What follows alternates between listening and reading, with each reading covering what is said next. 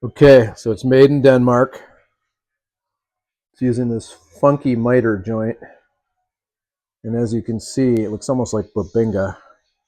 But you can see the grain here, it's not quite black, but it's definitely darker.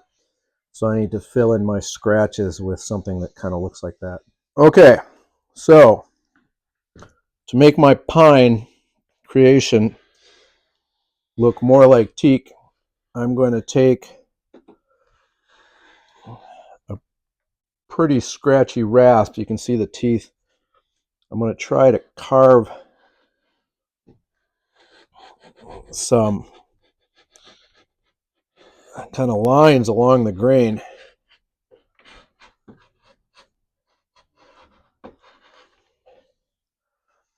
And the plan is to take maybe some black Mixol pigment and fill in these gaps. Well, you know what would work too? Probably some black timbermate, but the idea is to create a little bit of scratchiness to camouflage the fact that this is a totally different species of wood than what's supposed to be there. I'll move my bench dog. So, yeah, it's too far away. Anyways, that's what I'm doing. I'm going to keep doing this for a little while, and then I'm going to try and figure out what's the best way to recreate that effect in the pores. Okay, so I'm going to take some walnut because I don't want it to be too dark. I'm just going to smear it in here.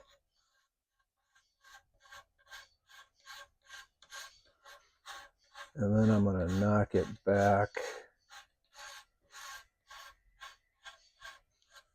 Probably should have done the bottom instead of the top, but I enjoy living dangerously. So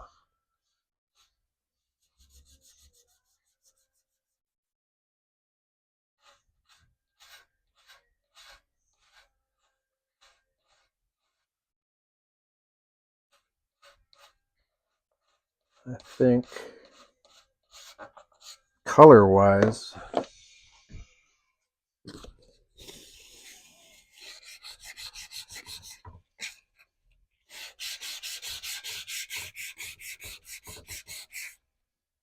that'll be a good base. I'm going to hit it with a gel stain to get the real color match, but this is going to give me something dark. I think that the ebony is going to work.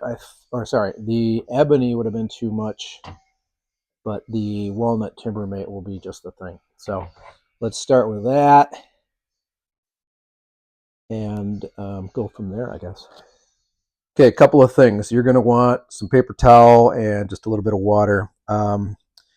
So the idea is just to fill the pores and not to skim coat it. We're not doing a glaze here. So timbermate, highly soluble in water. You could come back a week after you've applied it and get it wet, and it's like mud. It'll just come apart. But it will kind of stain and stick in the pores here. So that is what we're shooting for there. And then you can pick up the extra with the dryish part of the paper towel. So you can knock it back and you can wipe it. And also, if the wood's absorbing it too quickly, you can use the a little bit of wet paper towel to help spread it around and even it out. So last side here, I'll show you again, just kind of lightly knock the surface amount back. And it is coloring the wood a little bit, which is fine. So I'll have to figure out if nutmeg, I'm going to use General Finishes and either, can you still see this? Yeah.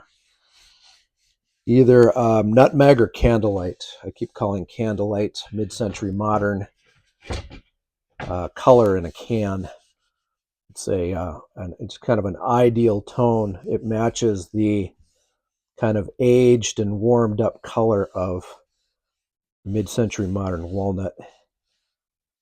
So I think that's looking pretty good. The only issue is I'm going to use an oil-based gel stain, so I need to let this really dry.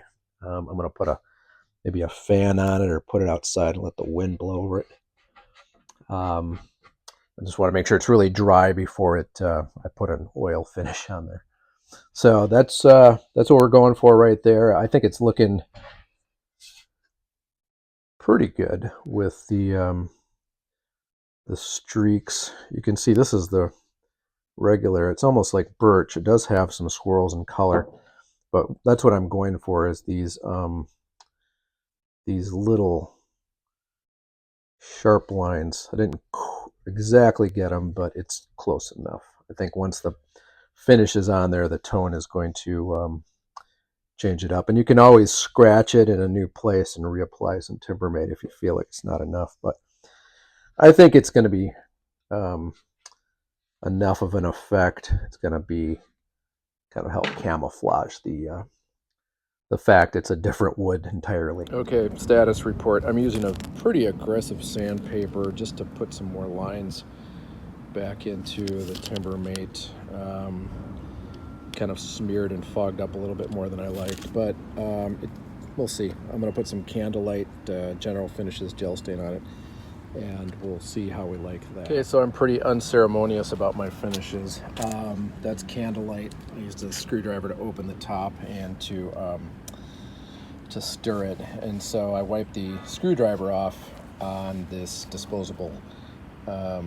It's like rags in a bag or rags in a box. It's from Home Depot. So I like them because you're going to end up throwing out the towel that you use anyways. And so anyways, I'm just going to use this to apply on my frame here and hopefully get it in the ballpark. So you just smear a bunch of gel stain on, let it sit. And the scratchy sandpaper that was supposed to help create more lines for the finish to soak in. So that's actually looking like a pretty good tone, and you can see the lines. That's my finger. You see those lines, so it's the streakiness. That's looking like old walnut right there. So anyways, MCM in a can, Candlelight. Got to get to work and move on to the next thing. So there you go, imitation vintage teak. I need to put some armor seal on it, but that's the scratching effect.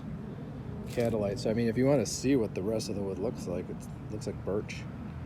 It's a premium Swedish pine, some kind of soft evergreen.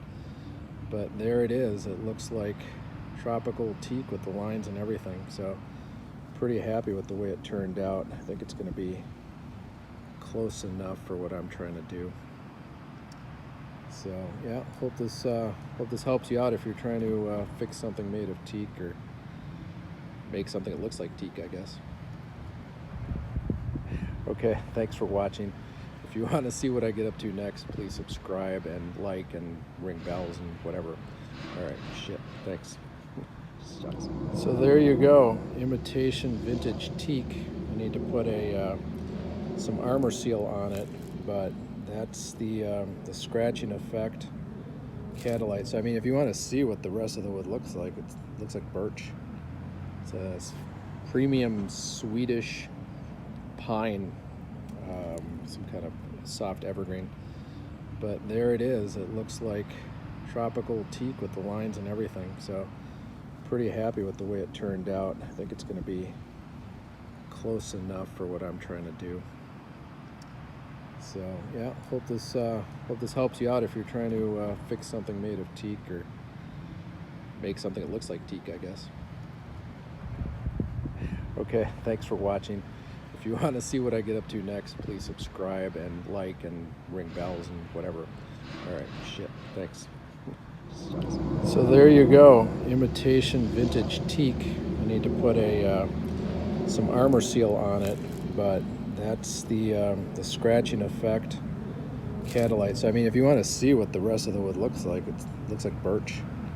It's a premium Swedish pine, some kind of soft evergreen.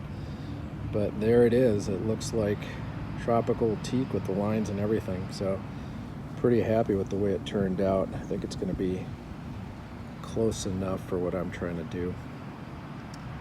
So yeah, hope this helps you out if you're trying to fix something made of teak, or make something that looks like teak, I guess. Okay, thanks for watching. If you want to see what I get up to next, please subscribe and like and ring bells and whatever.